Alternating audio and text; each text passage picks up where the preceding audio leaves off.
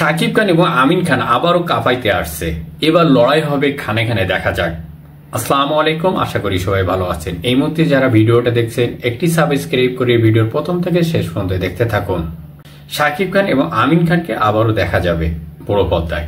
অনেকদিন পরে শাকিব খান এবং আমিন খানের একই ফ্রেমে দেখা গেল। এই দৃশ্যটা দেখার পরে সাকিবিয়ানদের কাছে অত্যন্ত ভালো লাগছে। বাট তাদের দুইজনের হাস্যজাল এই ভিডিওটা বা ছবিটা মুহূর্তেই সোশ্যাল মিডিয়াতে ভাইরাল হয়েছে।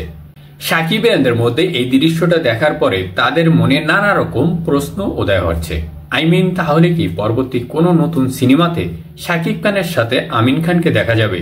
বহু বছর পর আবারও একসঙ্গেই দেখা মিলল শাকিব খান এবং আমিন খানকে। এই দুইজনের চলচ্চিত্র দর্শকদের কাছেই অতি প্রিয় তারকা। দুই যুগ আগে তাদের একসঙ্গে সিনেমাতে দেখা যেত।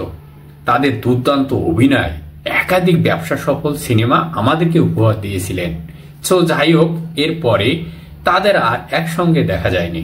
বাট তারপরে হইতে শাকিব খানের নিয়মিত বড় পর্দায় দেখা গেলেও আমিন খানকে সেইভাবে দেখা যায়নি।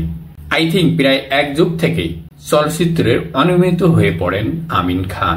শাকিব খান নিজেকে অনন্য উচ্চতায় নিয়ে গেলেও আমিন খানকে আর সেইভাবে পাওয়া যায়নি সিনেমা জগতে। যারা সিনেমা প্রেমীরা আছেন, সামাজিক বা যোগাযোগের মাধ্যমে আমিন খানকে বড় পর্দায় দেখার জন্য আগ্রহ প্রকাশ করছে বা লেখালেখি করেন। শাকিব খান যেহেতু বছরের পর বছর বাংলা ইন্ডাস্ট্রিকে সামনের দিকে এগিয়ে নিয়ে যাচ্ছে, বাট কামব্যাক হতে পারে আমিন খানের।